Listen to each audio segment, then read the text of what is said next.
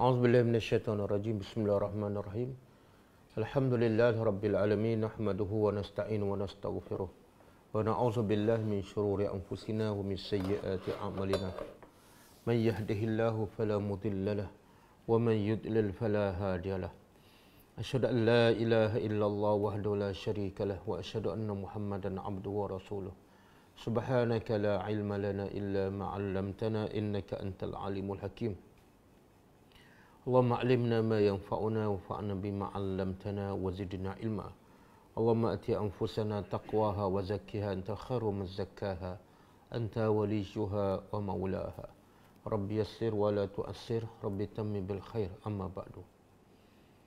InsyaAllah pagi ini kita sambung tadabbur surah Al-Buruj.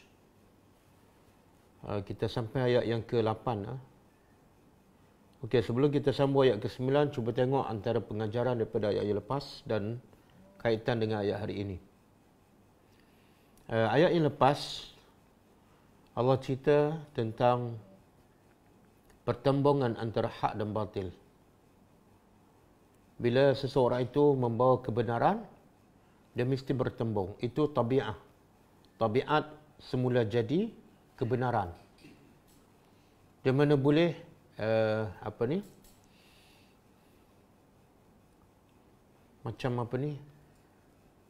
kucing dengan lauk kan. Bila lauk terbuka, kucing mesti terkam. Jadi begitu juga bila kebenaran dibawa, sedangkan manusia majoritinya suka kebatilan, suka kesesatan, maka dia pasti akan bertembung. Bila antara hak dengan batil tak bertembung, nampak mesra je, sebenarnya itu bukan kebenaran ataupun itu bukan kebatilan. Jadi ini salah satu ayat, salah satu surah yang Allah nak ceritakan bahawa inilah tabiat kebenaran. Siapa yang bawa kebenaran mesti berlaku pertembungan dan mesti diuji oleh Allah Subhanahu Wa Taala. Dan ujiannya berbagai-bagai. Kadang-kadang dari segi yang Allah sebut dalam surah Al-Baqarah 214 kan, kadang-kadang ujian tu dalam bentuk kesakitan dari segi fizikal, diseksa kan. Kadang-kadang ujian dari segi kemiskinan harta dirampas, hilang pekerjaan, dan juga ujian kadang-kadang Allah sebut wazulzilu, jiwa mereka, emosi mereka, perasaan mereka diuji, rasa takut, rasa risau kan. Itu bentuk ujian. Dan Allah kata, adakah patut kamu fikir kamu akan masuk syurga tanpa kamu didatangi dengan ujian sebagaimana ujian yang datang pada mereka-mereka terdahulu. Jadi ujian adalah satu kemestian. Penentangan kebatilan terhadap kebenaran adalah satu sunnatullah. Dan dalam ayat yang kita belajar, surah yang kita belajar, pertembungan antara kebatilan dengan kebenaran sampai tahap perlukan pengorbanan. Pengorbanan apa ni? Bukan setakat waktu rehat, bukan setakat harta, bukan setakat pekerjaan, jawatan, tapi sampai tahap perlukan pengorbanan nyawa. Allah puji dalam surah Ali Imran orang beriman, waqatalu wa qutilu. Mereka berperang, wa qutilu, dan mereka diperangi ataupun dibunuh. Barulah Allah janji la'udkhilannahum jannatin. Pasti sesungguhnya kami akan masuk syurga, kami akan masukkan mereka ke syurga. Bila tu? Setelah ada proses-proses ujian. Mereka ukhriju, dikeluarkan daripada negeri mereka di pulau, wa uzu, mereka disakiti, wa qutilu, mereka dibunuh. Barulah Allah kata, pasti kami akan masukkan mereka ke dalam syurga. Jadi sangat penting untuk kita faham tabiat agama, tabiat kebenaran, tabiat Al-Quran. Sangat penting. Quran ni bukan satu benda yang bila kita dapat, maka kita akan dapat banyak kemudahan di dunia. Bila baca Quran dapat hadiah, bila khatam dapat hadiah, bila buat majlis khatam, sudah habis khatam buat majlis makan. Tak, itu bukan tabiat Al-Quran, itu tabiat orang Melayu. Orang Melayu bila sebut Quran, dia nampak di hujungnya ada kesenangan, ada keuntungan duniawi. Tak. Quran bila kita faham, bila kita amal, di hujungnya ada penderitaan. Tapi selepas penderitaan ada yusra. Inna ma'al usri yusra. ada kebahagiaan yang kekal abadi. Okey, jadi Allah beritahu dalam ayat yang lepas, ayat yang ke-8 kan. Allah beritahu waman auzubillahi minasyaitonir rajim wama naqamu minhum illa an yu'minu billahil azizil hamid. Tidaklah mereka iaitu ashabul ukhdud membunuh dengan cara membakar orang-orang yang beriman hidup-hidup, sama ada lelaki ataupun perempuan, sama ada dewasa ataupun kanak-kanak, mereka membakar hidup-hidup, apa semua dosa orang beriman. Dosa mereka tidak lain tidak bukan ialah an yu'minu billah. Mereka beriman kepada Allah. Jadi beriman pada Allah sepatutnya disokong, sepatutnya dipuji, sepatutnya kita pun ikut sama beriman. Tetapi rupa-rupanya beriman kepada Allah menyebabkan orang tak suka, menyebabkan orang benci, menyebabkan orang pulau kita, menyebabkan kita mungkin diseksa dan mungkin kita dibunuh. Jadi beriman kepada Allah satu dosa besar bagi orang kafir. Beriman kepada Allah termasuklah menegakkan sunnah Nabi, satu jenayah besar kepada orang yang tidak nak kebenaran. Jadi bila kita faham daripada awal-awal, tiba-tiba kita menyampaikan dakwah, kita menegakkan kebenaran dan kita diuji, kita dimaki, kita boleh senyum. Sebab kita dah faham, ini sunnatullah. Ini ketetapan Allah. Kita bersedia daripada awal. Tak ada masalah. Kita tak akan merungut, kita tak akan marah, kita tak akan merajuk. Dan kita tak akan berhenti di separuh jalan. Tapi kalau kita tak faham daripada awal-awal tabiat dakwah, tabiat Al-Quran, tabiat menyampaikan kebenaran, sebagaimana yang berlaku depan mata kita hari ini, ramai yang berdakwah tapi dapat anugerah. Ramai yang menyampaikan kebenaran tapi dipuji. Jadi selebriti pula. Tiba-tiba kita menyampaikan tapi orang tak puji, orang tak sokong. Orang pulau pula, kita stres.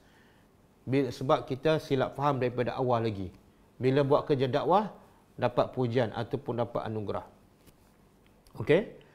Kemudian Allah beritahu mereka beriman dengan siapa ni? Dengan Allah. Apa sifat Allah? Al-Aziz Al-Hamid. Allah yang bersifat perkasa, Allah yang bersifat maha mulia, dan Al-Hamid, Allah yang bersifat maha terpuji. Jadi Allah maha terpuji ada dua maksud. Allah maha terpuji ada dua maksud. Pertama, Al-Hamid, iaitu Allah yang memuji. Allah banyak memuji hamba-hambanya. Iaitu Allah kata, Inna Allah yuhibbul muhsinin. Allah suka, cinta orang yang berbuat baik. Inna Allah yuhibbus sabirin. Allah suka kepada orang-orang yang sabar. Allah puji orang-orang yang berhijrah di peringkat awal kan. Orang yang berinfak sebelum pembukaan kota Mekah. Allah puji mereka, infak mereka, jihad mereka tak sama dengan jihad dan sedekah orang yang bersedekah dan berjihad selepas pembukaan kota Mekah. Allah puji. Itu makna Al-Hamid yang pertama. Al-Hamid yang kedua ialah makna dia Al-Mahmud. Allah dipuji. Berapa ramai orang-orang yang beriman sentiasa memuji Allah. Subhanallah, Alhamdulillah, Allahu Akbar. Jadi orang-orang kafir yang menyeksa orang beriman, yang membakar hidup-hidup ni, sebab orang beriman kepada Allah Al-Aziz, yang maha perkasa dan yang maha terpuji. Kenapa Allah sebut sifat ni? Kenapa Allah sebut sifat ni? Kita sambung ayat yang ke-8. Sebab ayat ke-8, kita sambung ayat ke-9.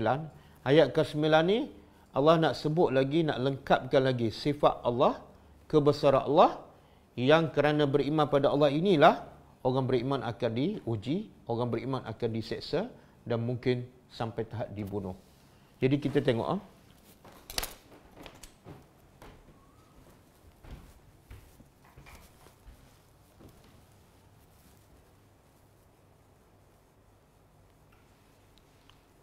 Okey, auzubillahi minasyaitonir rajim. Sebelum ni ayat Al-Aziz,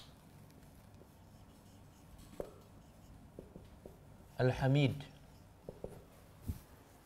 Jadi orang-orang beriman yang dibakar hidup-hidup oleh raja yang zalim ketika itu sebab mereka beriman dengan Allah. Apa sifat Allah? Satu, Al-Aziz. Yang kedua, Al-Hamid. Ini yang ketiga. Yang ketiga ialah Allazi yang lahu, baginya mulku, mulku kerajaan. As-samawat, kerajaan langit-langit, wal ard, dan bumi. Jadi sifat ketiga Allah nak bagi tahu ialah Allah ni yang ramai orang tak beriman, ramai orang kufur, bukan Allah yang biasa-biasa. Bukan Tuhan yang biasa-biasa. Bukan Tuhan yang ada satu kerajaan di bumi, tak. Tapi Allah ni adalah lahu. Kalau sebut lahu di awal dalam bahasa Arab kena terjemah hanya. Hanya baginya. Hanya miliknya kerajaan. Di mana ni? Di langit ada 7 lapis langit. Jadi semua yang di langit itu, malaikat lapis pertama, kedua sampai ke-7, semua di bawah kekuasaan Allah. Dan begitu juga semua kerajaan yang di bumi. Di Jepun, di Amerika, di UK, di Somalia, di Mesir, di Turki, semua adalah di bawah kekuasaan Allah. Jadi soalan dia, kenapa Allah bagi tahu orang beriman dibakar hidup-hidup? Kerana beriman dengan Allah yang ada sifat ni. Soalan yang timbul, kenapa Allah biarkan? Kalau Allah Al-Aziz, Allah Al-Hamid, Allah memiliki segala langit dan bumi, kenapa Allah biarkan orang beriman kepadanya dibakar hidup-hidup? Dalam mereka beriman kepada Allah, sepatut mereka yang menjadi raja. Sepatut mereka diberi kelebihan. Tiba-tiba sebab mereka beriman dengan Allah yang hebat, mereka pula diseksa. Yang diberi kerajaan, yang diberi kesenangan, orang yang kufur kepada Allah. Jadi soalannya kenapa?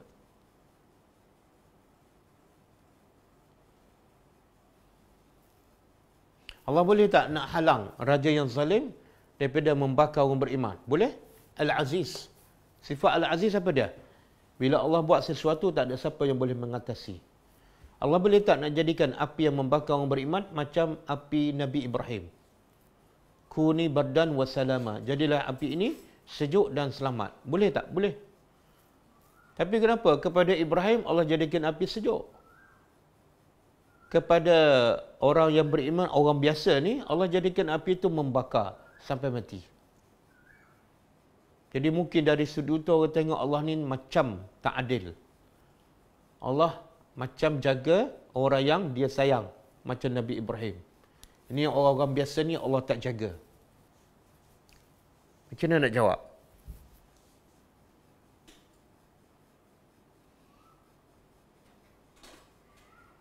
Ujian, sebagai ujian. Habis kenapa Ibrahim tak dibakar aja? Kenapa api Ibrahim Allah perintah supaya sejuk dan selamat? Adakah Nabi Ibrahim lebih istimewa?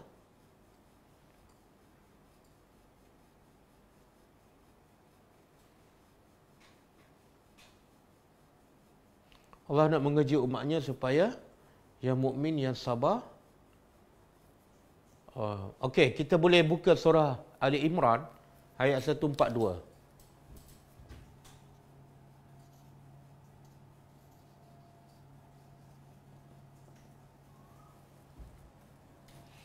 Ali Imran 142. An jannata walamma ya'lamillah allazina jahadu minkum wa ya'lama as-sabirin. Surah Ali Imran ayat 142. Okey, maksud dia, cuba tengok, am hasibtum. Adakah hasibtum, kamu sangka? Allah nak menegur kita dan juga siapa yang mengaku beriman. Ramai yang mendakwa dia beriman dengan dia solat 5 waktu, dengan dia ikut kelas agama setiap hari, dengan dia pergi haji umrah, dengan dia tutup aurat, dia sangka dia beriman, dia sangka dia ahli syurga. Maka Allah nak menegur. Am hasibtum, adakah patut kamu sangka an tadkhulul jannah, kamu akan masuk syurga dengan amalan kamu? Sedangkan walamma makna dia belum. Sedangkan Belum ya'lamullah, Allah belum tahu. Allah belum tahu. Allah belum tahu ni maksud apa? Allah tahu segala-gala. Sebelum Allah cipta manusia, bahkan sebelum Allah cipta langit dan bumi lagi. Cuma tak tahu di sini, Allah belum tengok apa yang sebenar berlaku. Jadi ada dua, ilmu Allah ada dua. Satu, ilmu Allah yang tercatat di Lauh Mahfuz. Yang ilmu yang tercatat di Lauh Mahfuz tak dikira. Tak ada dosa, tak ada pahala. Sebab dia belum berlaku. Yang kedua, ilmu Allah ialah ilmu setelah yang tercatat di Lauh Mahfuz dah berlaku. Yang berlaku ni ada kaitan dengan dosa dan pahala. Jadi maksud di sini Allah belum tahu ialah ilmu yang kedua, iaitu berlaku apa yang tercatat. Jadi Allah kata, adakah patut kamu sangka kamu akan masuk syurga, sedangkan Allah belum tahu allazina jahadu, siapa yang benar-benar berjihad. Allah nak tengok siapa yang betul-betul berjihad, bersungguh-sungguh lawan nafsu untuk menegakkan kebenaran. Yang kedua, wa ya'lamas sabirin. Dan Allah nak tahu siapa yang sabar. Bila dia uji, dia lawan tak nafsu untuk menyampaikan kebenaran, untuk menolak kemungkaran. Dan yang kedua, dia sabar tak. Jadi ini adalah satu proses untuk Allah memastikan orang tu benar-benar beriman. Kalau salat saja belum tentu. Berapa ramai yang salat tapi bila diuji dia kalah. Berapa ramai yang pergi haji, pergi umrah, kadang-kadang ada masalah dia mengamuk kan. Berapa ramai yang dah bersedekah banyak tapi bila ada masalah dia merajuk. Jadi ujian adalah satu kewajipan untuk Allah melihat hasilnya. Satu, setakat mana orang tu mujahadah, dan yang kedua, setakat mana orang tu sabar. Dan sabar ni kita dah tahu kan. Sabar ni bila ada ujian dia tak marah. Bila ada ujian dia tak bertindak apa-apa. Anggota badannya diam dan mulutnya diam. Dan paling tinggi dia sabar, dia redha dan dia syukur kepada Allah. Jadi jawapannya kenapa Allah biarkan orang-orang beriman ni dibakar hidup-hidup walaupun Allah Al-Aziz. Allah memiliki semua yang di langit dan bumi. Jawapannya sebab Allah nak tengok yang baru beriman ni betul tak dia bersungguh-sungguh beriman kepada Allah, ikhlas. Yang kedua, sabar tak bila diuji. Dan terbukti dia sabar. Semua nak terjun dalam parit dan tak ada seorang pun yang berundur ataupun ragu-ragu. Maknanya betul lulus. Satu, mujahadah, bersungguh-sungguh. Yang kedua, mereka sabar. Jadi lulus ujian. Bila lulus ujian, dia dapatlah syurga walaupun tempoh mereka beriman hanya sekejap sahaja. Adapun Nabi Ibrahim, Allah jadikan apinya sejuk sebab Allah dah tahu Nabi Ibrahim memang betul-betul berjihad. Nabi Ibrahim hidup untuk agama Allah, hidup kerana Allah. Allah dah tahu. Sebab itulah Nabi Ibrahim bila ditangkap kerana berdakwah dia tak lari. Dan bila nak dicampak dalam api dia tenang sahaja. Itu menunjukkan dia lulus ujian dan dia sabar. Kemudian Allah tak jadikan api Ibrahim membakar dia sebab kata ulama dia masih ada tugas. Dia sebagai Nabi, tugas Nabi sangat besar. Berbeza dengan orang ni, orang yang baru beriman ni dia tak ada peranan, tak ada tugas dalam masyarakat. Jadi kalau Allah matikan dia pun tak ada masalah. Okey? Itu satu. Yang kedua, Allah nak beritahu yang membakar orang beriman tu sebab apa? Sebab mereka beriman kepada Allah yang memiliki langit dan bumi. Sebenarnya maksud di sini juga Allah nak beritahu, Allah tahu tak mereka membakar orang beriman? Di mana di Najran kan? Allah tahu tak? Pasti Allah tahu. Apa bukti? Sebab Allah Raja segala di langit dan di bumi. Dan Allah akan balas tak? Ya, pasti. Jadi Allah nak beritahu kejahatan, kezaliman orang yang membakar orang beriman tidak akan lepas. Tak mungkin seorang pun terlepas. Sebab Allah pemilik langit dan bumi. Bahkan Allah sebut lagi, Wallahu dan Allah ala kulli syai'in, atas setiap sesuatu, syahidun, maha menyaksi. Ini ayat di hujung tu, kalau kita nak tadabbur ada dua pengajaran, dua maksud. Pertama, bila Allah kata Allah memiliki langit dan bumi, Allah raja di langit dan di bumi, lepas tu Allah begitu, Allah maha menyaksi. Mana Allah nak bagi amaran. Pengajaran pertama, Allah nak bagi amaran kepada siapa? Siapa saja yang menzalimi orang beriman. Termasuklah golongan ni, raja ni yang zalim, yang membakar orang beriman. Allah nak bagi amaran, kamu tak akan terlepas. Apa yang kamu buat tu, tak mungkin kamu terlepas. Sebab Allah pemilik langit dan bumi, dan Allah sentiasa menyaksikan perbuatan kamu. Tak ada seorang pun terlepas. Kalau 1000 orang yang terlibat, 1000 orang yang akan diazab oleh Allah.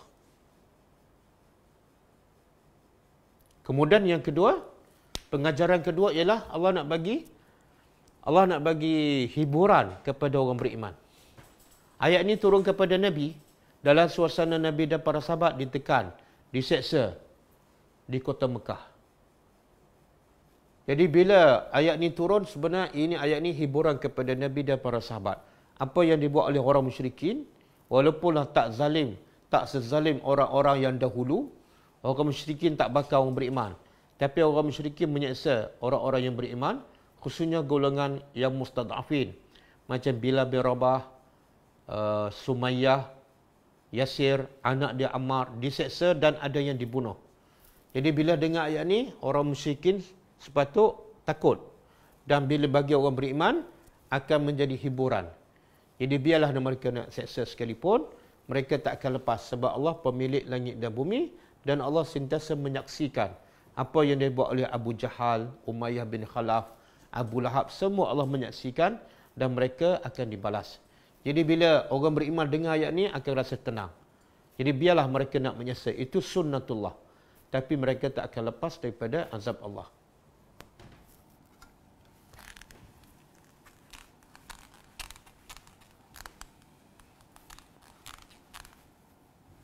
Okey. Kemudian ayat seterusnya. Innal lazina, sesungguhnya allazina, orang-orang yang fatanu. Fatanu ni ada makna dua. Fatanu ada makna dua. Satu, membakar. Dalilnya surah Az-Zariyat ayat 13. Cuba buka. Surah Az-Zariyat ayat 13. Fatanu.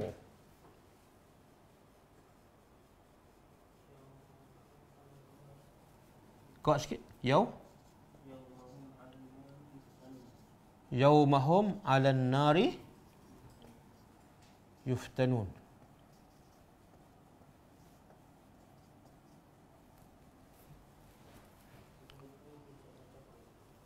Zuku 14. Zuku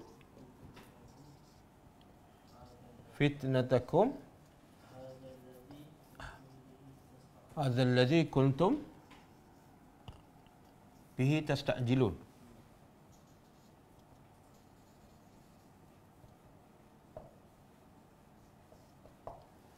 Okey, cuba tengok. Yauma, pada hari, hum mereka ni ahli neraka, orang yang tak beriman, ala nar, di atas api neraka ataupun dalam api. Apa Allah kata? Yuftanun. Daripada perkataan ni. Fatanu. Jadi apa makna? Kalau nak terjemah apa makna? Mereka, hari itu mereka di atas api yuftanun. Takkan diuji. Jadi fitnah ada makna ujian, ada makna syirik. Al-fitnah itu asyaddu minal qatli. Fitnah itu lebih besar, lebih dahsyat daripada membunuh. Innama amwalukum wa auladukum fitnah. Harta kamu dan anak kamu adalah fitnah. Maknanya dia ujian. Tapi di sini dibakar. Mereka di atas api, mereka yuftanun, sentiasa dibakar. Tengok bahasa Arab, satu perkataan tapi mengandungi berbagai makna. Tengok konteks ayat. Kemudian Allah kata apa? Zuku. Apa makna zuku? Rasalah fitnatakum. Apa makna fitnah di sini? Penyiksaan. Pembakaran. Rasalah pembakaran kamu, penyiksaan kamu. Hazal ladzi, yang dulu kamu Tasta'jilun, yang kamu dulu mencabar, minta cepatkan. Orang musyrikin dan orang kafir dulu cabar Nabi dalam konteks dia memperolokkan. Mana lagi azab tak turun-turun, kami sedang menunggu. Yang kamu dulu minta sangat cepat, inilah fitnah. Jadi fitnah pertama makna dia api ataupun membakar. Fitnah yang kedua makna dia menghalang kebenaran. Ini banyak contoh dalam Al-Quran. Al-fitnatu asyaddu minal qatli. Fitnah itu lebih dahsyat daripada membunuh, iaitu syirik. Jadi mereka melakukan perbuatan syirik ataupun mereka menjadikan orang beriman itu syirik kepada Allah. Okey. Sesungguhnya orang-orang yang membakar orang-orang beriman lelaki.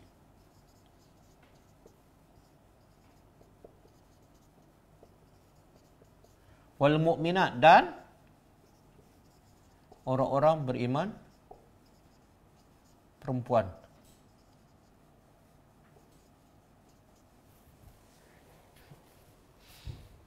Tengok nilai orang beriman di sisi Allah kena bakar.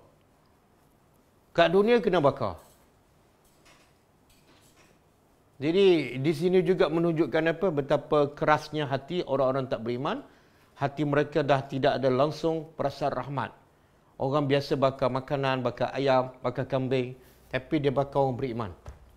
Sebab apa? Sebab dosanya ialah beriman kepada Allah. Di sini saya ulang sekali lagi, bahawa nilai orang beriman mesti diuji. Kadang-kadang sampai tahap dia bakar. Ini adalah satu proses untuk Allah melihat sama ada kita betul-betul beriman ataupun berpura-pura. Ramai orang beriman sebab ketika dia senang, ketika dia banyak harta, ketika dia sihat.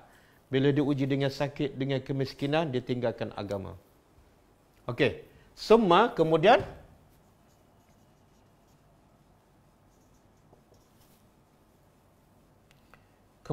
lam yatubu, mereka tidak yatubu, bertobat.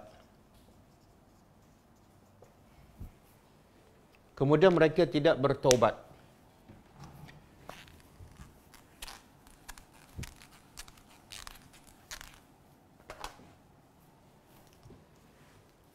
Maka Allah bagi amaran, falahum,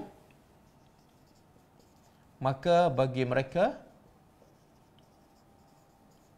azab Jahannam.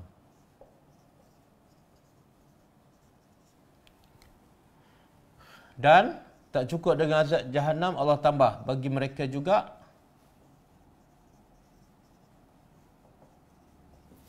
azabul hariq. Azab yang hariq, yang membakar.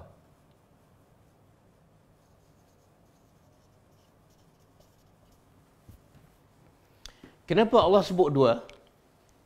Satu azab Jahannam. Azab Jahannam memang dah membakar. Tidak ada azab yang tidak membakar. Tapi Allah sebut hariq, ini adalah sebagai satu isyarat Allah kepada orang-orang yang membakar orang beriman. Iaitu kalau kamu membakar orang beriman hidup-hidup, maka kamu juga akan dibakar. Cuma yang membezanya apa? Kamu bakar orang beriman, sekejap mati. Lepas mati orang beriman tak rasa apa-apa dah. Walaupun api masih ada. Bila mati tak ada. Tapi kalau api neraka membakar kamu, kamu akan dibakar sampai bila-bila dan kamu tak akan mati. Allah sebut dalam surah An-Nisa, kullama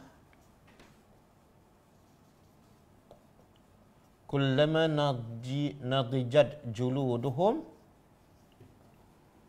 baddalna juludan ghairaha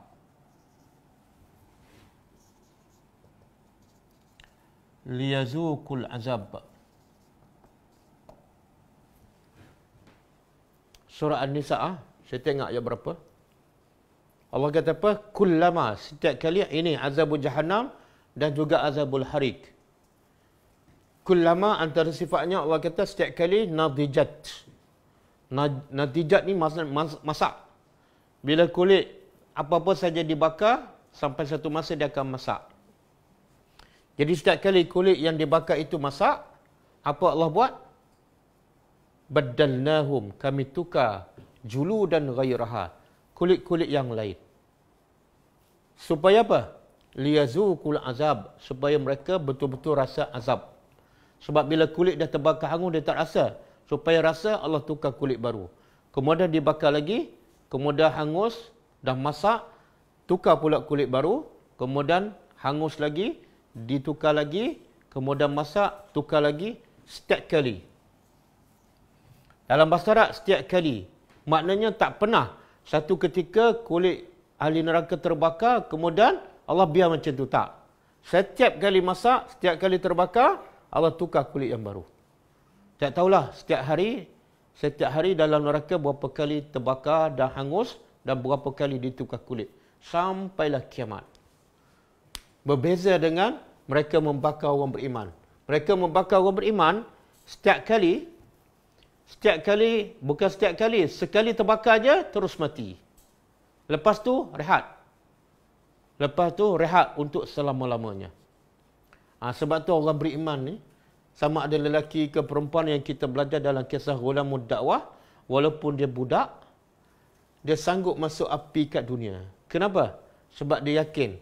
Dia beriman kepada hari akhirat. Dia beriman dengan neraka Jahannam. Dia tahu, kalau dia tak masuk api kat dunia yang sementara, yang sekejap, dia akan masuk api yang kekal abadi.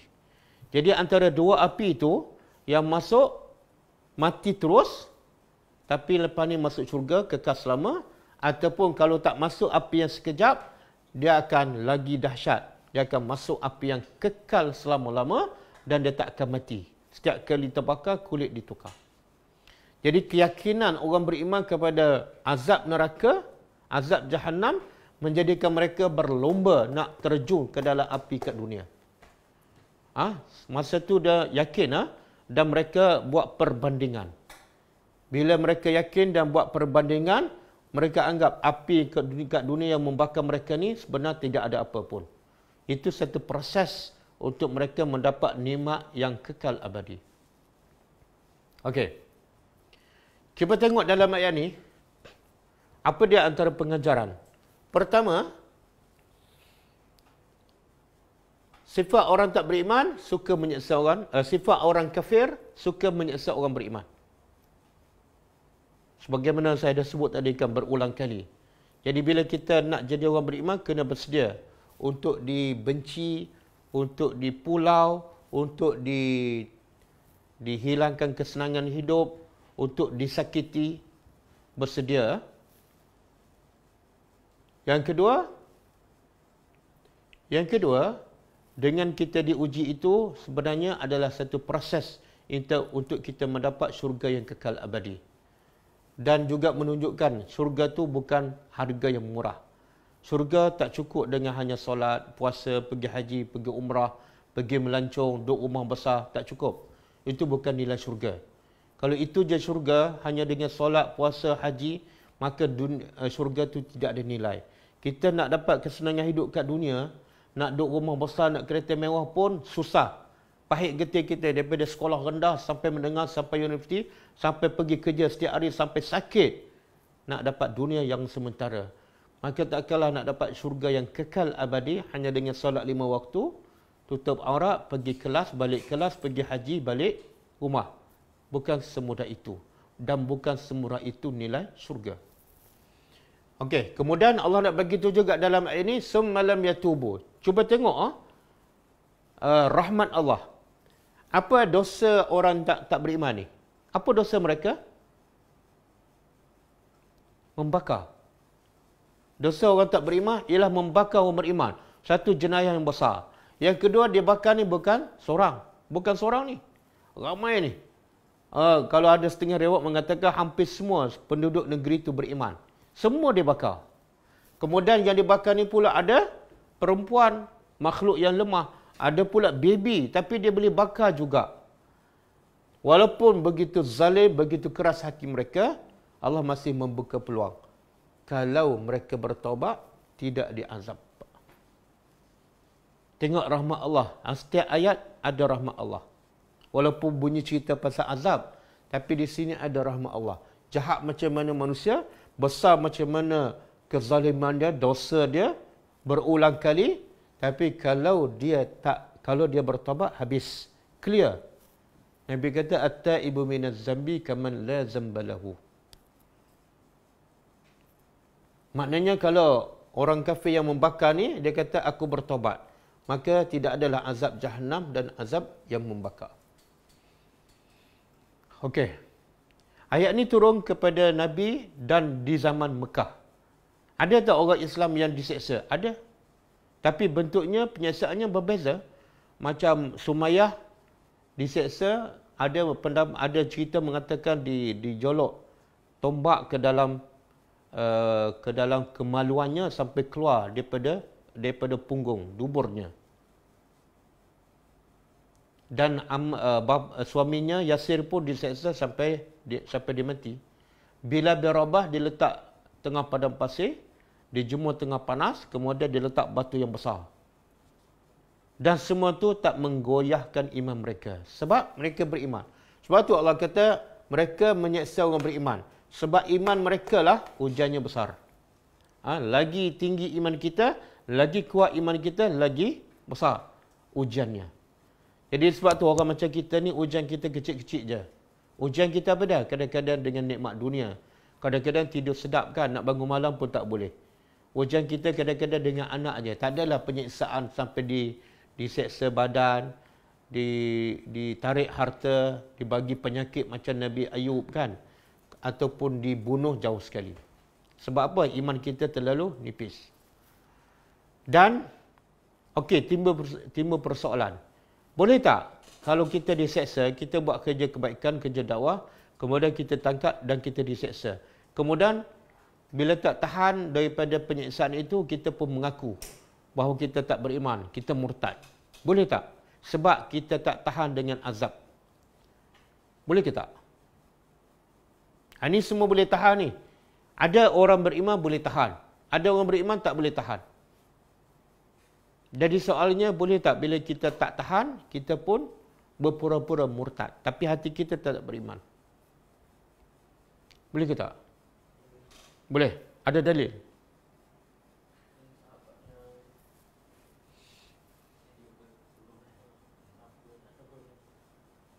Okey, Allah sebut dalam surah apa ni? Surah As-Saffat ke? Lupa pula. Surah As-Saffat. Surah As-Saffat. Ayat 108. Sorry. Surah An-Nahlu ayat 108. Surah An-Nahlu ayat 108.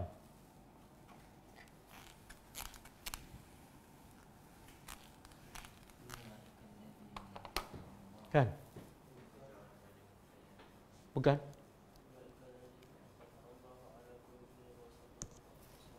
Illa man ukriha.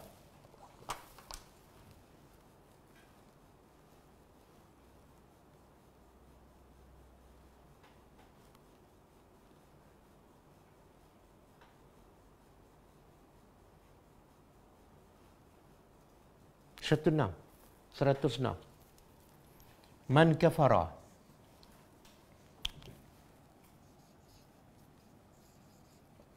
Man kafara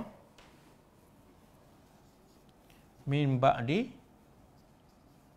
imanihi illa man ukriha wa qalbuhu mutmainnun bil iman.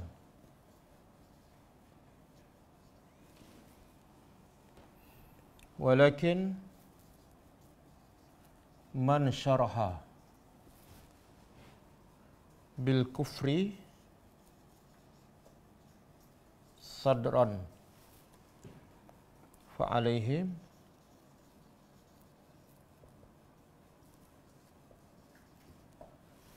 ghadabun min Allah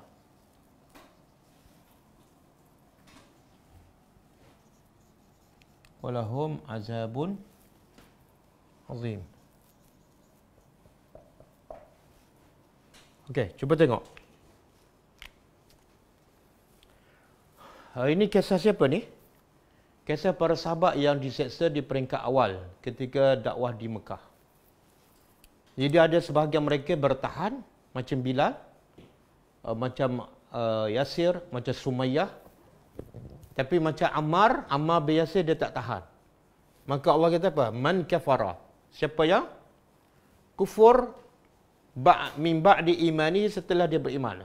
Sebenarnya orang kafir dia benci dan dia seksa orang beriman supaya orang beriman murtad balik. Balik macam agama asal. Itu je target dia. Dia bukan nak bunuh orang beriman. Jadi saya tak berapa nak percayalah kalau perancangan musuh nak orang beriman mati. Tak. Orang musuh ialah nak orang beriman supaya murtad. Ataupun kalau tak murtad pun paling-paling kurang tak beramal dengan ajaran Al-Quran. Cukup. Dia nak hidup, hiduplah. Lepas tu Nabi kata umat Islam ni di akhir zaman banyak macam buih di laut. Tapi tidak ada nilai. Ramai tapi tidak ada kualiti. Itu yang orang kafir nak. Tapi kalau dia matikan orang beriman dan orang tu mati dalam beriman, tak ada masalah ni. Berapa ramai orang beriman mati? Tak ada masalah. Bukan mudarat kepada orang beriman. Tapi mudarat pada mereka. Lagi dia bunuh orang beriman, lagi orang beriman mudah untuk masuk syurga. Sebab itulah strategi musuh ni, dia bukan nak matikan orang beriman, tapi nak matikan hati orang beriman. Biarlah hidup macam mayat. Tidak ada hubungan dengan Allah. Jadi target orang kafir menyeksa orang beriman ialah supaya orang beriman kufur setelah beriman. Jadi Allah bagi amaran. Siapa yang kufur, murtad setelah beriman, kecuali man ukriha. Siapa yang dipaksa, ukriha makruh. Kecuali orang tu dipaksa, diazab, dipaksa supaya mengaku murtad, tapi wa qalbuhu mutmainnun. Hatinya tenang, hatinya tetap istiqamah dengan iman. Mulut dia cakap, okey, saya murtad, tapi hatinya tetap istiqamah dengan iman. Macam orang macam ni Allah kata tak apa. Ini contohnya berlaku pada Ammar. Jadi Ammar bila tak tahan dengan azab, dia pun mengaku dia telah murtad, dicaci Islam dan sebagainya. Lepas dibebaskan, dia bertanya Rasulullah, macam mana aku ni mengaku murtad, tapi sebenarnya aku tak tahan dengan azab. Maka Nabi kata, kaifa qalbuka? Bagaimana hati kamu masa kamu mengucapkan perkataan kufur? Maka kata Bilal, hatiku mutmainnu bil iman. Aku tetap beriman. Maka Nabi kata apa? Fa in adu laka fa'ad.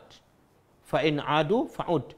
Sekiranya mereka ulang lagi menyeksa kamu dan kamu tak tahan, ulang macam ni juga. Mana dibolehkan. Dibolehkan kita berpura-pura murtad bila tu? Bila tu? Bila kita dah diseksa. Yang kedua, bila kita tak tahan. Tapi jangan sebelum diseksa, terus kita mengaku murtad. Itu tak boleh. Syarat dia diseksa dan tak tahan. Jadi siapa yang tak dipaksa, tapi dia mengucapkan kufur. Walakin man syaraha. Akan tetapi, siapa yang lapang bil kufri, dengan kekufuran sadran. Hatinya, dia memang mengucapkan kufur, tapi hatinya setuju dengan kekufuran. Maka Allah kata, fa'alaihim ghadabun minallah. Ke atas mereka, kemurkaan daripada Allah, dan bagi mereka azab yang besar. Bila ni? Setelah beriman, kufur. Inilah target orang kafir. Dia bukan nak bunuh pun. Kalau bunuh pun, orang beriman masuk syurga. Jadi target dia supaya orang beriman kufur. Maka Allah bagi amaran. Kalau kamu kufur, satu, kemurkaan Allah. Yang kedua, bagi kamu azab yang pedih.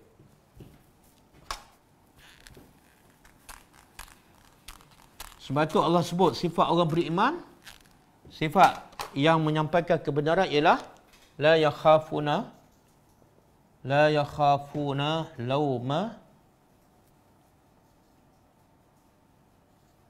laumata laim. Ini ciri-ciri orang yang nak menyampaikan kebenaran. Kalau kita beriman, kena ada sifat ni. La yakhafuna, mereka tidak pernah takut, laumata, celaan, laim, orang yang mencela. Bila kita ada rasa takut je, rasa gentar je, rasa risau je, kita belum benar-benar beriman. Tengok bagaimana gulamud dakwah. Gulamud dakwah tu langsung tak takut azab yang diancam kepadanya oleh raja. Sebab tu bila terlepas dia datang lagi ke istana. Sebab dia adalah mukminin. Begitu juga orang yang beriman selepas gulam, mereka tak takut langsung walaupun dia azab dan dibakar hidup-hidup. Okey. Kemudian Allah kata apa? Apa orang beriman dapat ni? Orang kafir, dia menyeksa orang beriman. Satu, dia tak beriman. Yang kedua, dia menyeksa orang beriman. Apa dia dapat? Azabul jahannam, azabul harik. Ini orang kafir. Al-kafir, al-kafirun, dia dapat apa? Azabul jahannam.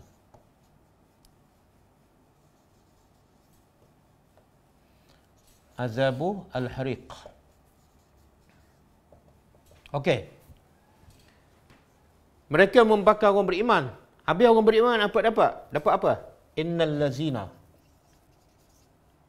Sesungguhnya al-lazina, orang-orang yang mereka beriman. Wa amilus salihat, dan mereka beramal soleh. Ni, yang beriman yang dibakar ni, kenapa mereka boleh bertahan? Sebab ada dua syarat. Pertama, dia beriman. Beriman, bila sebut beriman, makna beriman dengan rukun iman yang 6. Beriman dengan Allah, beriman dengan hari akhirat, beriman dengan qada dan qadar, beriman dengan malaikat, beriman dengan Al-Quran, beriman dengan Rasul. Kemudian lepas beriman, apa bukti dia beriman? Dia beramal soleh. Dan amal soleh ni macam biasa kita beritahu, mesti ada dua syarat. Satu, ikhlas. Yang kedua, ittiba'. Jadi amal tu tak akan jadi soleh kalau tidak ada dua syarat. Ataupun hanya ada satu syarat aja. Ada orang ikhlas beramal, tapi dia tidak ittiba'un Nabi. Sekarang tersebar video. Bila keluarga kita mati, baca la ilaha illallah beribu kali. Itu semua karut. Itu bukan amal soleh. Amal soleh pertama ikhlas kerana Allah. Yang kedua mesti sama dengan Nabi. Apa yang Nabi tak buat, jangan buat. Okey. Apa yang mereka dapat ni? Kat dunia kena bakar. Tapi hadiah daripada Allah Subhanahu Wa Taala ialah lahum, bagi mereka, jannatun, surga. Tajri, mengalir. Tajri fi'il mudhari', terjemahnya ialah sentiasa mengalir. Sentiasa mengalir min tahtiha, dari bawahnya. Bawahnya ni ada dua pendapat. Satu, bawah istana di syurga. Yang kedua, bawah pokok-pokok depan istana. Dan sungai di syurga ni ada 4 kan? Madu, susu, arak dan air yang diproses. Kemudian sungai di syurga juga dia mengalir tanpa ada parit ataupun tanpa ada tebing. Dia boleh berjalan ke mana-mana saja mengikut kehendak penghuni syurga. Jadi berbalik tak? Dibakar, tiba-tiba dapat syurga yang kekal abadi dan mengalir di bawahnya sungai. Al-anhar, sungai-sungai. Kemudian Allah kata zalika, demikian itulah al-fawzu. Al-fawzu makna kejayaan al-kabir yang besar. Jadi orang beriman dapat apa? Kita tulis macam ni. Dunia selamat. Akhirat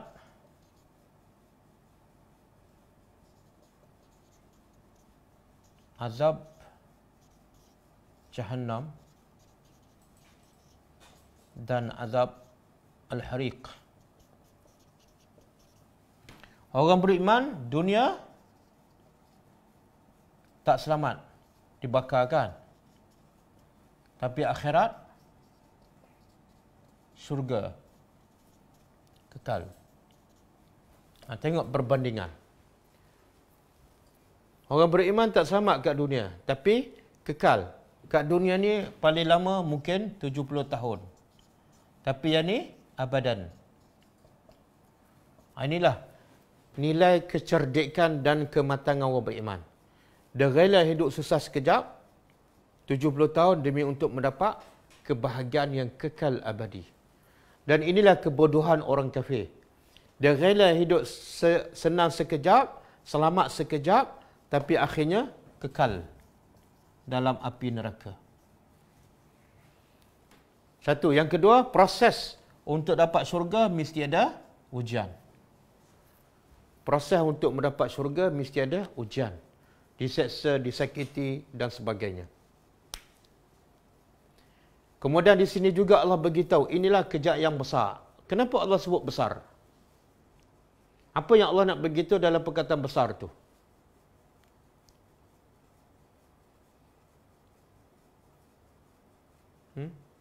Allah nak beritahu apa? Bila sebut Al-Kabir. Allah nak beritahu, semua kejayaan kat dunia adalah kecil. Jadi hanya orang yang berjiwa besar sahaja yang meletakkan matlamat hidupnya Al-Fawzul Kabir. Orang yang berjiwa besar, dia letak untuk dapat kejayaan yang besar. Iaitu ni.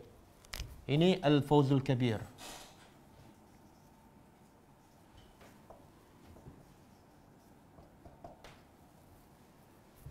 Tapi nak dapat Fawzul Al-Kabir, kena ada ujian. Dan orang kafir pula, ataupun orang yang tak cerdik, dia letakkan dunia ni Al-Fawzu As-Saghir. Ini matlamat hidup orang yang tak beriman ataupun orang yang tak waras. Yang penting aku dapat kejayaan yang kecil kat dunia. Hidup senang, hidup sihat, boleh makan, boleh buat apa saja. Tapi akhirnya mereka kekal selama-lama di dalam neraka. Sebab tu ada satu ayat Allah sebut dalam surah Al-Baqarah. Allah perli kepada orang yang fama asbarahum 'alan nar. Allah perli ni antara syurga dengan azab neraka Jahannam, antara madu, susu dengan air panas yang mendidih, antara buah-buahan yang lazat yang tidak bermusim, yang tak pernah terputus, dengan buah zakum, buah dorik. Tiba-tiba majoriti manusia, kebanyakan manusia memilih yang ni. Ini menunjukkan tahap kebodohan manusia. Syurga dia pilih azab. Air yang lazat dia pilih air panas yang mendidih. Makanan yang lazat dia pilih buah zakum. Maka Allah perli. Allah kata apa? Fama asbarhum 'alan nar. Alangkah sabarnya mereka untuk masuk neraka. Sebenarnya tidak ada orang yang sabar untuk masuk api. Tak ada. Cuma Allah nak beritahu, bila kamu buat sesuatu amalan yang menyebabkan kamu masuk neraka dan kamu tahu, tapi kamu teruskan seolah kamu sedang bersabar untuk dibakar. Kalau kamu tahu itu perbuatan menyebabkan masuk neraka, kalau kamu cerdik, berhenti. Berhenti masa tu juga. Bila kamu terus lakukan seolah kamu ni adalah sabar nak masuk neraka. Semoga Allah jauhkan kita daripada neraka Jahannam. Allah ma'jarna minan nar. Nabi kata siapa yang minta berlindung daripada neraka Jahannam 3 kali, maka neraka akan berdoa kepada Allah, wahai Tuhan, jauhkan si fulan daripada neraka. Jauhlah si fulan daripada neraka. Jadi neraka pun dulu berdoa pada kita, kalau kita berdoa minta dijauhkan daripada neraka. Tapi nak jauh daripada neraka tak cukup dengan doa. Berapa ramai yang menangis berdoa minta dijauhkan daripada neraka, tapi dia tak jadi orang beriman. Syarat yang paling asas untuk selamat daripada neraka ialah jadi dulu orang beriman. Setelah tu berdoalah. Kadang-kadang kalau kita orang beriman tak berdoa pun okey.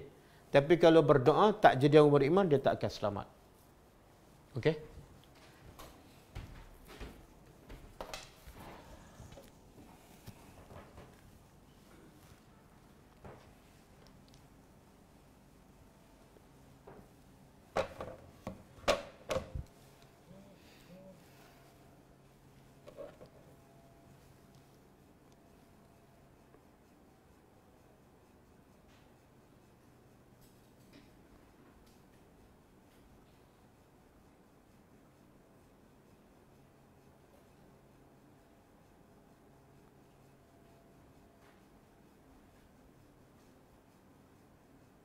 Okey.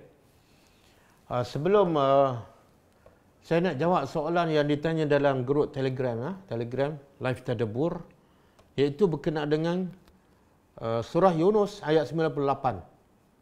Surah Yunus ayat 98.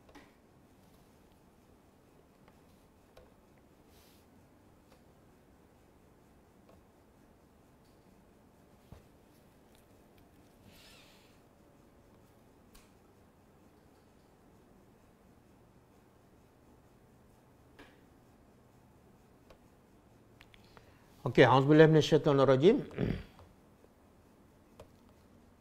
Allah kata apa? Falaula kanat qaryatun amanat fanafa'aha imanuha illa qauma Yunus lamma amanu kashafna anhum azab jahannam. Dengan kisah Fir'aun yang disebut sebelum itu, maka kata Allah, ada baiknya kalau penduduk sebuah negeri itu beriman. Alangkah baiknya penduduk sebuah negeri itu beriman. Fanafa'aha, maka imannya akan memberi manfaat. Illa qauma, melainkan kaum Yunus, kaum Nabi Yunus alaihissalam. Lamma amanu, maka tatkala mereka beriman, kaum Nabi Yunus beriman, kashafna anhum azabal khizyi. Kami tahan ataupun kami angkat azab al-khizyi, azab yang menghina daripada menimpa kaum Nabi Yunus. Fil hayatid dunya, dalam kehidupan dunia, wa matta'nahum ila hin, dan kami panjangkan umur mereka sehingga satu masa yang kami telah tetapkan. Okey, kisahnya macam ni. Bila Nabi Yunus berdakwah pada kaum dia tak beriman. Bila tak beriman, Nabi Yunus merajuk.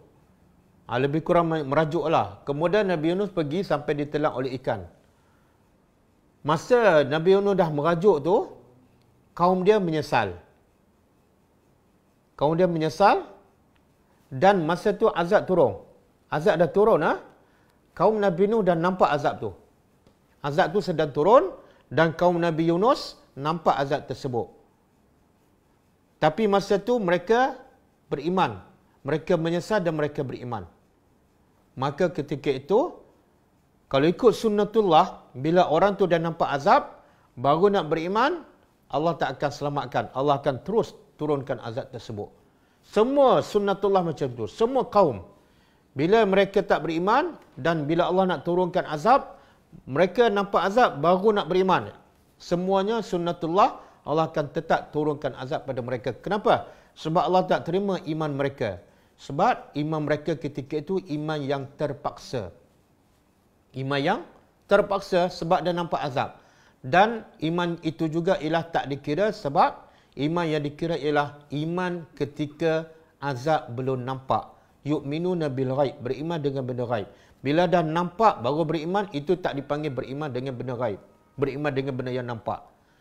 Jadi kalau ikut sunnatullah, semua kaum, bila tak beriman, Allah turunkan azab dan mereka dah nampak, memang kena. Kecuali kaum Nabi Yunus AS. Kecuali kaum Nabi Yunus. Ini terkecuali. Satu kaum ni je. Tidak sama dengan sunnatullah yang lain. Iaitu bila kaum Nabi Yunus menyesal, masa tu azab dah turun dan mereka pun nampak, masa tu mereka menyesal, masa tu mereka beriman dan Allah kasyafna, kami angkat kembali azab tersebut. Dan bukti ataupun dalil yang mengatakan bahawa bila kaum itu diturunkan azab dan mereka nampak, tiba-tiba baru mereka nak beriman, Allah tak akan angkat azab tersebut. Allah tak akan angkat kecuali kepada kaum Nabi Yunus AS. Boleh buka surah Al-Anfal.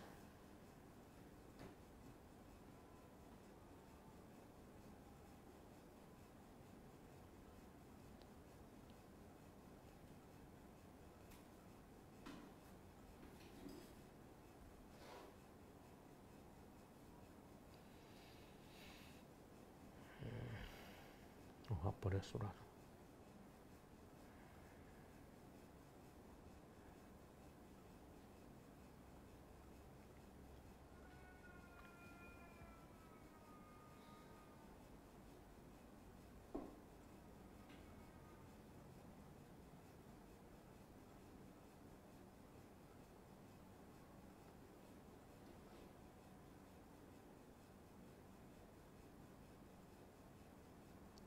Okey, surah Ghafir, surah Ghafir ayat 85.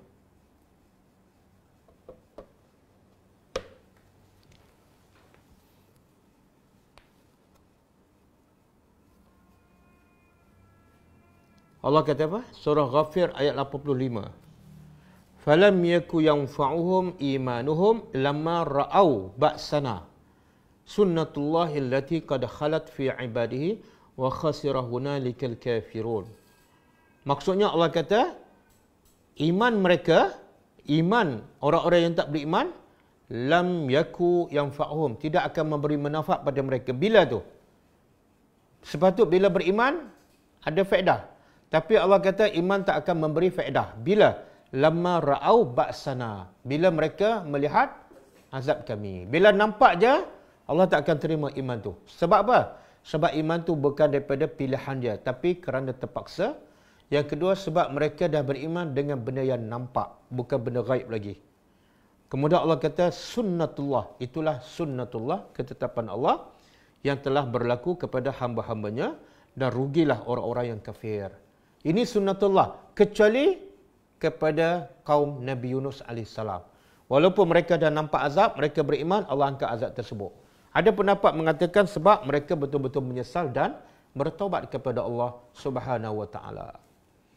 Okey, itu maksud dia. Jadi ada orang tanya, contoh COVID ini, Allah dah turun azab, kita dah nampak, kita dah rasa. Jadi iman kita tak bermanfaat tak? Tak. Dia COVID ini, dia lebih kepada ujian. Dia macam ni. Ada musibah tu kadang-kadang dalam bentuk untuk mengampunkan dosa kita, untuk mengangkat darjah kita. Kadang-kadang ujian tu, musibah dalam bentuk untuk sebagai balasan terhadap dosa kita. Jadi macam mana kita nak tahu yang ni sebagai balasan pada dosa kita, yang ni sebagai keampunan atas dosa kita dan meningkatkan darjah kita? Kita nak tahu tengok orang. Kalau orang tu selalu buat dosa, selalu kufur kepada Allah, tiba-tiba timpa musibah pada dia. Musibah tu adalah sebagai balasan. Kalau orang tu beriman, jaga solat, jaga aurat apa semua, buat benda baik, tiba-tiba Allah bagi musibah. Musibah tu mengampunkan dosa dan meninggikan darjahnya. Jadi COVID-19 ni tengok siapa yang terima. Kalau yang menimpa, yang COVID ni menimpa orang yang beriman, beramal soleh, maka COVID itu adalah sebagai kafarah ataupun sebagai rif'ah, meninggikan darjah dia. Tapi kalau COVID-19 menimpa orang yang memang tak solat, memang tak beriman, maka itu adalah sebagai uqubah, balasan. Kemudian tengok selepas tu, kalau dia tak beriman, tiba-tiba dapat musibah. Tiba-tiba dengan musibah itu, dia kembali kepada Allah. Maka yang asalnya uqubah menjadi satu nikmat. Iaitu dengan balasan itulah dia kembali kepada Allah. Tapi kalau dia tak beriman, tiba-tiba ditimpa musibah, dia lagi degil, maka musibah tu betul-betul musibah. Musibah tu betul-betul bala yang menjauhkannya daripada Allah Subhanahu Wa Taala. Wallahu alam. Saya harap jelas berkenaan dengan kisah Nabi Yunus AS. Okey, ada yang bertanya, ada soalan dah? Ya, ada. Okey, apa dia soalan? Kalau orang beriman diseksa dan mengaku kufur tetapi hati masih beriman, adakah beza taraf ataupun pahala dengan orang yang beriman? Ya, pasti berbeza. Pasti berbeza. Yang boleh bertahan sampai dibunuh sampai mati, maka imannya lagi besar. Sebab tu Allah puji ni. Allah puji yang orang yang beriman yang dibakar sampai mati. Pastilah iman dia lagi kuat, maka balasannya, darjahnya lagi baik, lagi tinggi. Wallahu alam. Selepas solat kita beristighfar, kemudian zikir-zikir sunnah yang kita mahu baca, adakah mempunyai susunan tertentu ataupun boleh berzikir tanpa turutan? Sebenarnya tidak ada dalil yang jelas, yang sahih tentang turutan. Cuma selepas dia bagi salam, itu ada astagfirullah, astagfirullah, astagfirullah. Kemudian Allahumma antas salam wa minkas salam. Tabarakta ya zal jalali wal ikram. Itu kena ikut turutan. Tapi lepas tu tidak ada dalil yang sahih yang jelas yang mengatakan mesti kena baca subhanallah dulu ke, kena baca 3 kul dulu ke, ayat kursi ke. Tidak ada dalil yang sahih. Cuma ulama menyusun. Jadi kita ikut je apa yang ulama susun dalam buku zikir Nabi selepas solat. Termasuk ada dalam buku zikir pagi dan petang. Zikir-zikir Nabi selepas solat yang disusun oleh ulama. Kita ikutlah. Wallahu a'lam.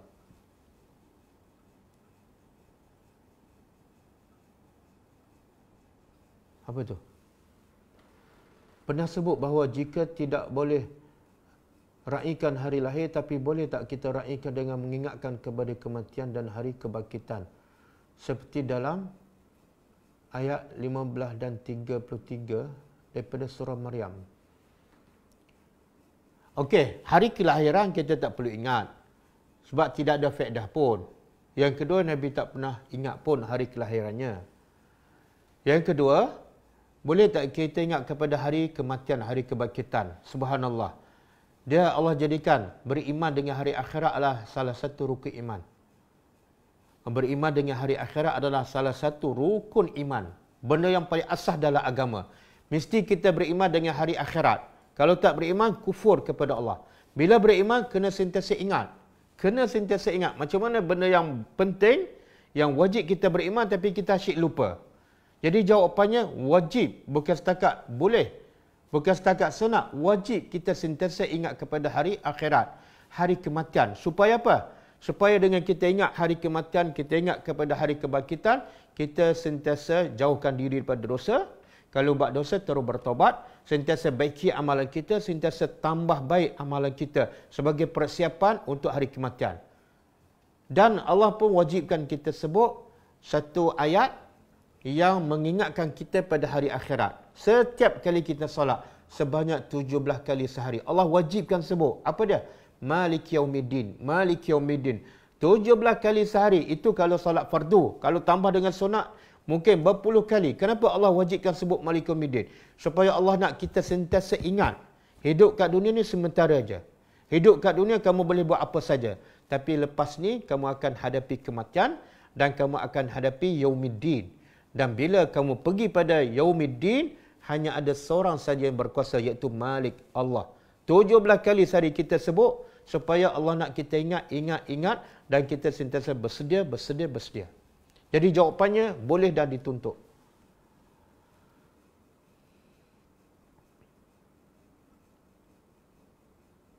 Tutup.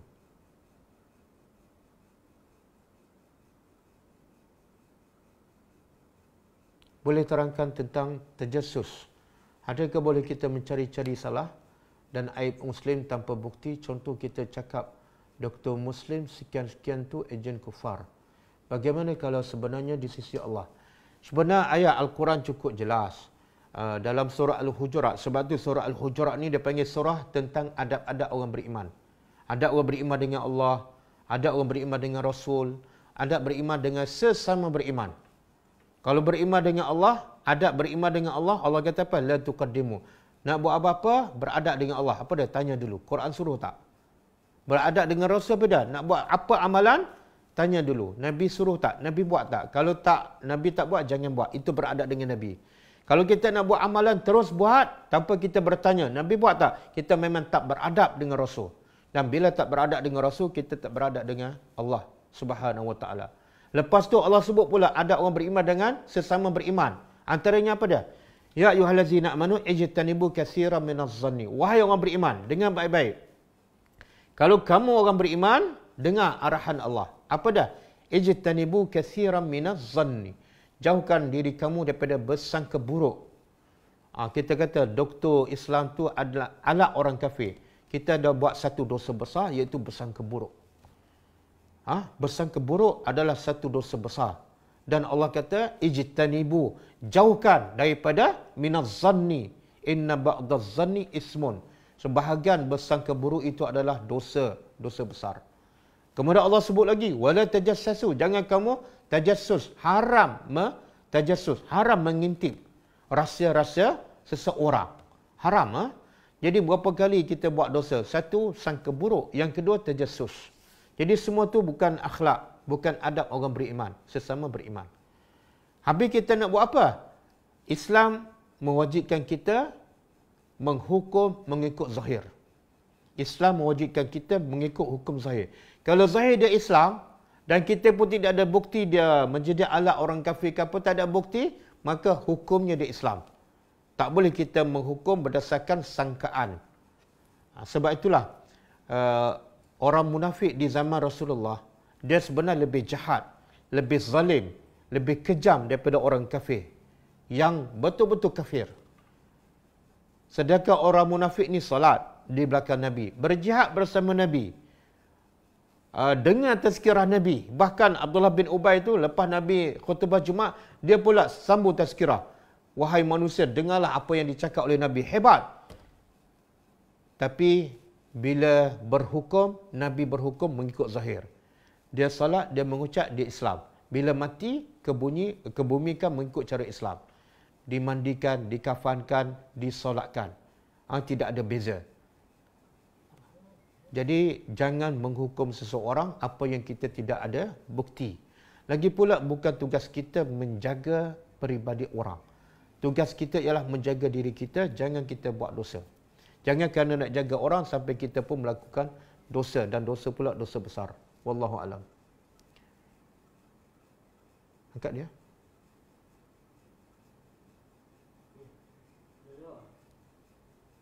Doa sunat duha ada dalil ke? Tak ada dalil.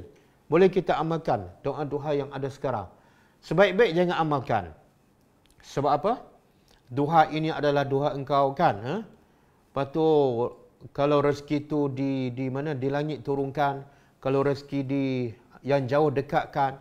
Kalau rezeki yang haram halalkan.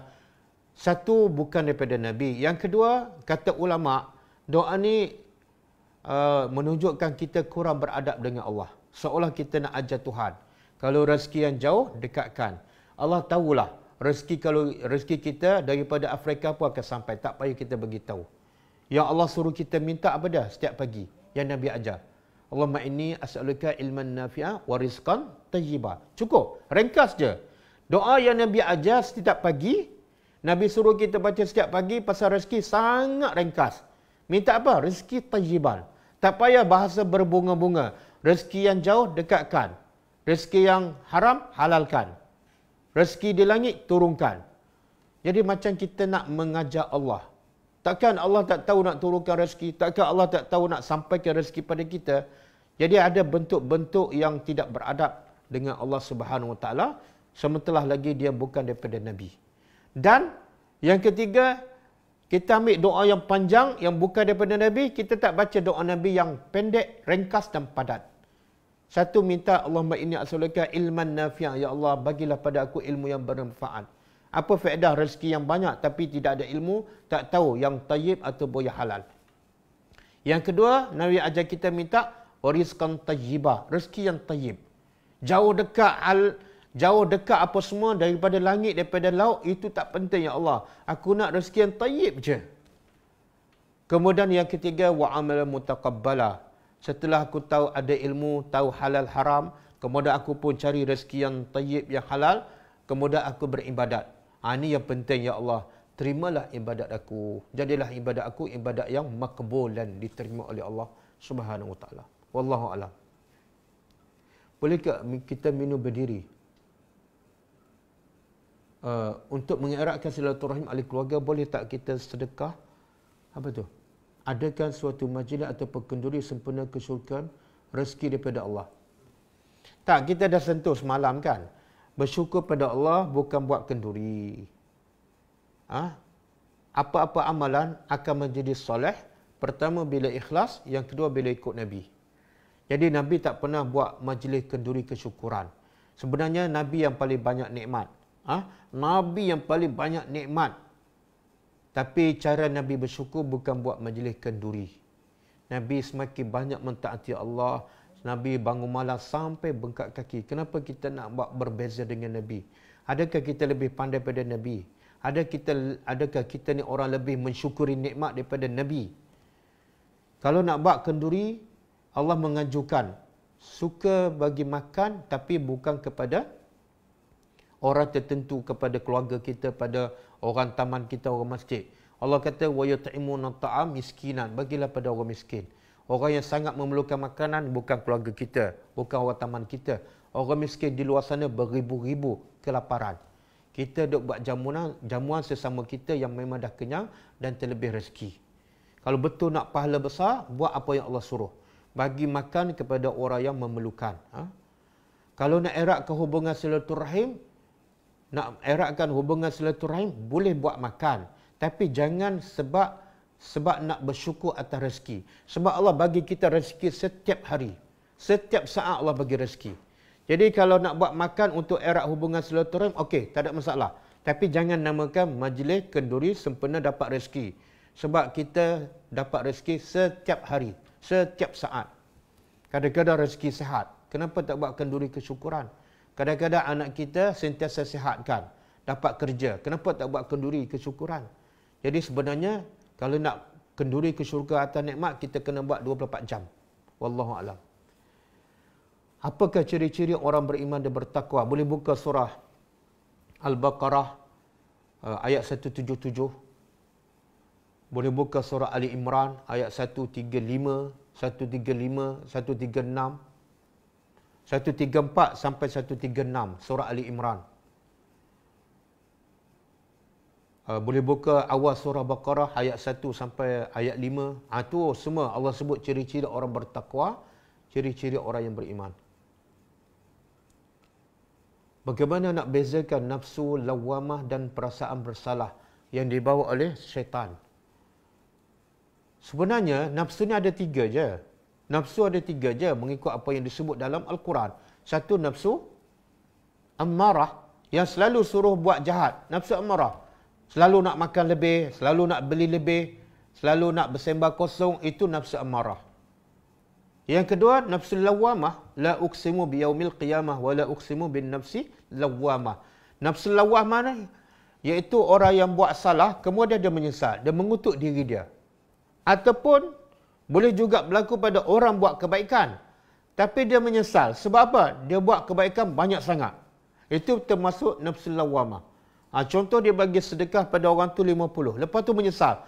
Ya Allah, sepatut aku bagi RM10. Itu nafsu lawamah. Jadi sebenar antara, mana soalan tadi? Dah. Perasaan bersalah.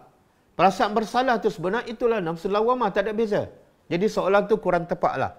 Apa beza nafsu lawamah dengan perasaan bersalah? Sebenar perasaan bersalah itulah nafsu lawamah. Bila kita rasa bersalah, kita pun kutuk diri kita. Kita menyesal. Itulah nafsu lawamah. Saya ada mendengar seorang ustaz mengatakan jika seorang wanita haid mengambil wuduk dan dia berniat ibadah, maka dia berdosa. Saya tak jumpa dalil lah. Apa-apa saja nak keluarkan hukum, mesti ada dalil. Kan? Kalau dia kata wanita haid ambil wuduk dengan niat beribadat, berdosa. Apa dalilnya? Allah kata dalam surah Al-Isra, "Wala taqfu ma laysa laka bi'ilmun, innas sam'a wal basara wal fuada kullu ulaika kana anhu mas'ula." Jangan kamu bercakap, jangan kamu buat apa yang kamu tidak ada ilmu. Jangan, haram. Kenapa? Sebab pendengaran kita, penglihatan kita, hati kita semuanya akan disoal di akhirat besok oleh Allah Subhanahu Wa Taala. Jadi saya tak berani cakap. Cuma ada dalil Nabi dalam ada hadis sahih Nabi berhadas besar tapi sebab malam tu tak mandi, Nabi berwuduk dan tidur. Bahkan ada hadis mengatakan berwuduklah kamu sebagaimana kamu berwuduk orang yang solat walaupun kamu berhadas besar. Itu ada hadis sahih. Wallahu alam. Kenapa tak berlaku sunnatullah terhadap rejim Israel sekarang? Tak, Encik Mohsin. Sebenar sunnatullah berlaku. Sunnatullah berlaku. Betulkah soalan? Bila kita kata sunnatullah tak berlaku, seolah Allah menyalih sunnatullah. Sunnatullah ni peraturan Allah yang Allah tetap. Allah boleh ubah bila-bila masa. Tapi Allah nak beritahu, bila Allah buat peraturan tu, dia tak akan berubah. Sebab apa? Kalau berubah, dia tak akan jadi, tak nampak kebaikan tu. Jadi kenapa sunnatullah tak berlaku pada rejim Israel? Jawapannya ialah, itulah sunnatullah. Ada kaum yang Allah panjangkan umur mereka. Ada kaum yang mereka menyeksa orang beriman, Allah panjangkan umur. Lagi banyak mereka menyeksa orang beriman, lagi ramai orang Islam yang dibunuh, supaya sampai satu masa bila Allah azab, mereka akan kena azab yang paling-paling pedih. Jadi Allah Maha bijak. Allah Maha bijak bila azab yang sesuai diturunkan kepada orang-orang yang tak beriman. Sebab itulah kalau soalan tu kita boleh juga tanya soalan, kenapa hari pertama ataupun tahun kedua ataupun tahun kelima ke Allah hancurkan orang musyrikin Mekah. Jadi Nabi pun senang berdakwah di Mekah tanpa berhijrah. Kenapa? Allah Maha bijak. Selagi tak cukup matang, selagi tak cukup tahan uji, maka Allah biarkan berapa ramai sahabat yang diseksa, berapa ramai sahabat yang dibunuh. Selepas 13 tahun baru Allah arahkan berhijrah. Jadi Allah Maha bijak. Wajib kita bersangka baik kepada Allah. Yang berlaku ni semua mengikut sunnatullah. Kadang-kadang kita tak tahu apa hikmahnya. Bolehkah seorang mu'alaf menyembunyikan keislamannya kepada keluarga atau tak mengaku dia Islam apabila ditanya oleh keluarganya apa hukumnya pula? Dia kalau ikut hukum apa yang kita belajar tak boleh. Yang boleh sembunyikan, kita berpura-pura kafir bersyarat, iaitu bila kita betul-betul diseksa. Yang kedua, penyiksaan itu kita tak tahan. Jangan orang tunjuk pisau dah, okey saya mengaku. Itu tak boleh. Kemudian satu lagi, bila kita masuk Islam, sebenarnya kita kena ada kekuatan, kena ada keberanian. Bila masuk Islam, mindset kita Islam agama yang betul. Agama yang betul mesti tunjukkan kebenaran. Jadi kalau katalah diseksa ke apa, kita pun ada undang-undang kan. Maka sebaik-baiknya kita jangan sembunyikan keislaman kita. Bahkan kita tunjuklah dengan Islam kita, kita menjadi semakin baik. Semakin berakhlak, semakin berbuat baik pada mak bapak kita. Wallahu a'lam.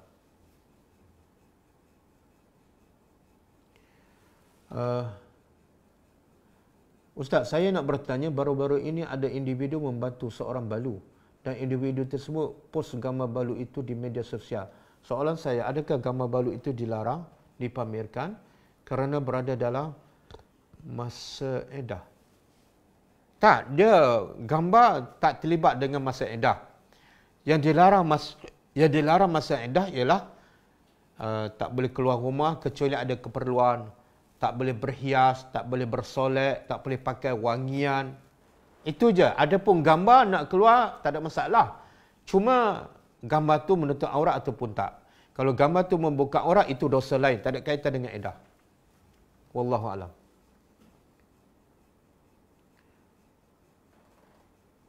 Bagaimana nak motivasikan frontliner sekarang? Ada ayat yang menguji pekerjaan mengobati orang dalam keadaan bahaya sekarang.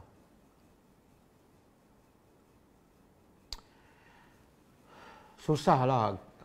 Bolehlah kita motivasi, tapi bila mereka bekerja dengan kerajaan, jadi kita bagi motivasi macam mana pun susah nak ikhlas. Sebab apa? Aku nak cari makan, jadi terpaksa buatlah. Berbeza dengan kita buat sukarela kerana Allah. Jadi kalau kita buat sukarela kerana Allah, bolehlah kita bagi motivasi. Dia akan menjadi lebih semangat sebab ada ganjarannya. Tapi kalau bekerja dengan kerajaan, bukan tak boleh. Bukan tak boleh. Contohlah.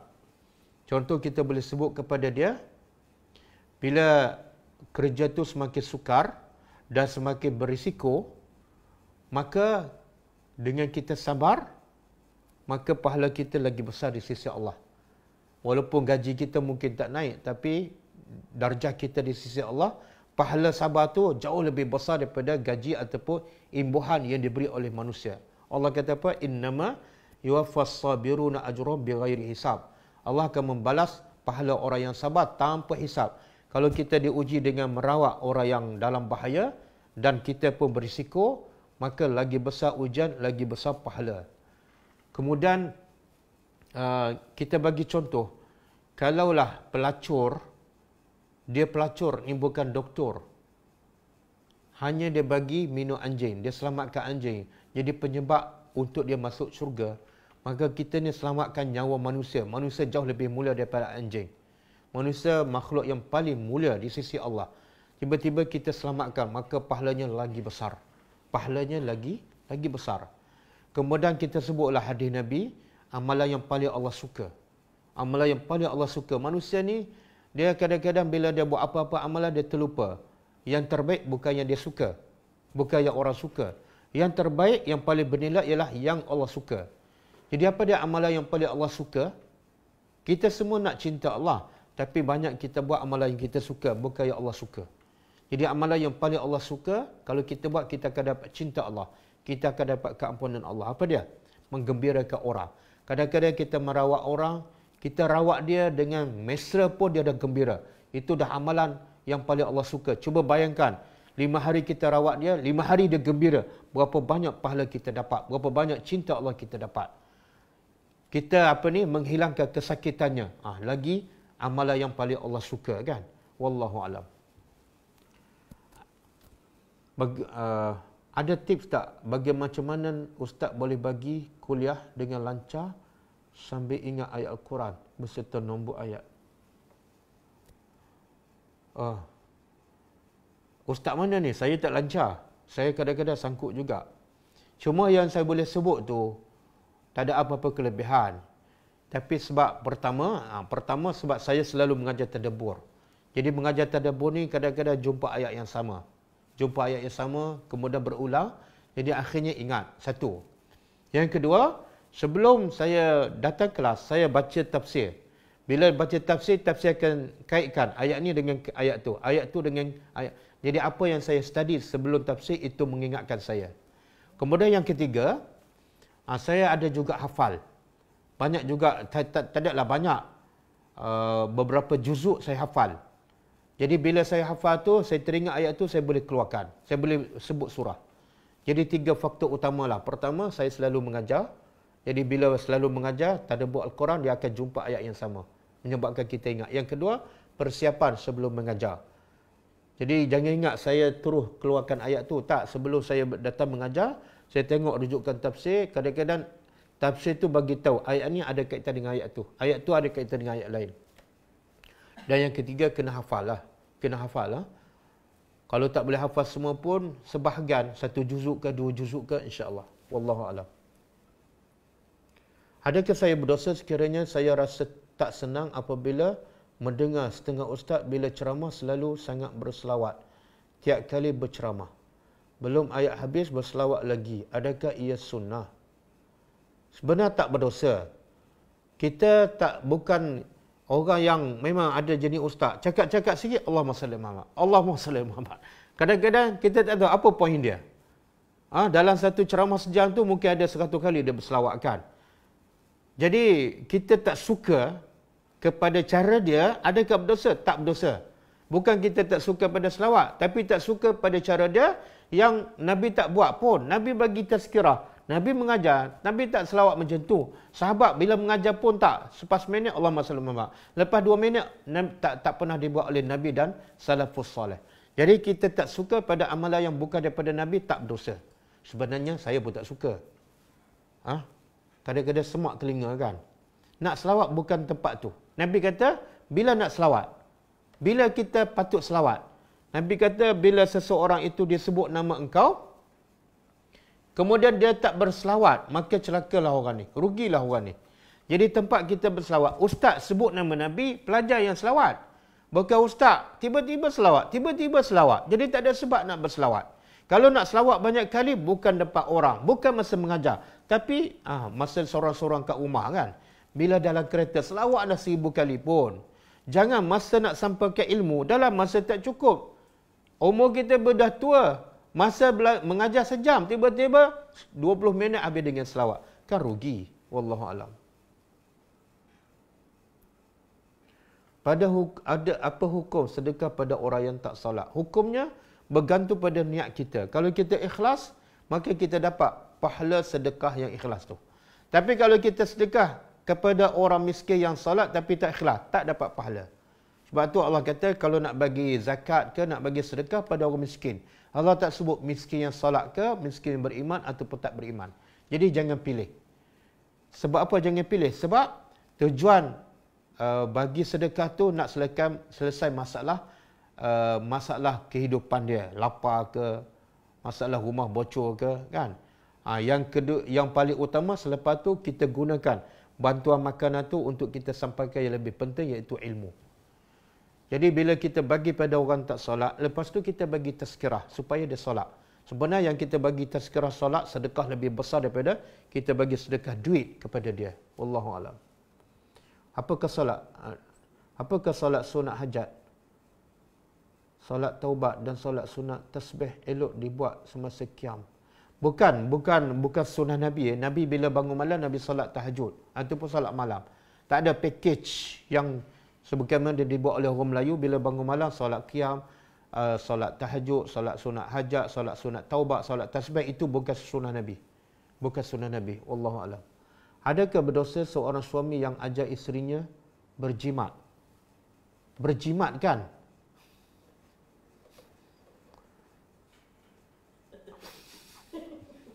Dia betul kan?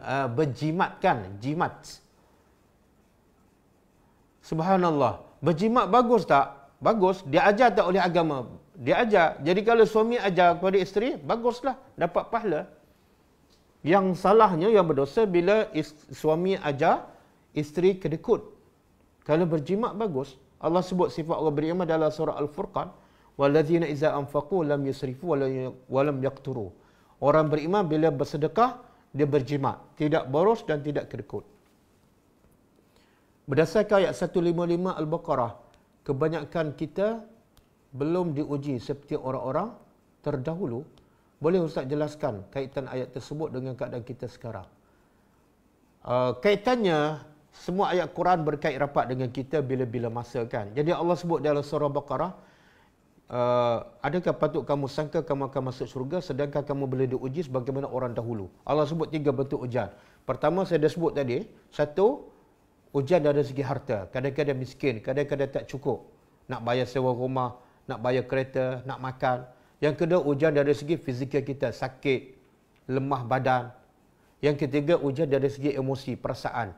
Kadang-kadang rasa takut, rasa risau kan. Nak sampai kebenaran pun takut kan. Jadi, kalau tak ada tiga-tiga ujian ataupun salah satu, maka janganlah kita berangan-angan untuk masuk syurga.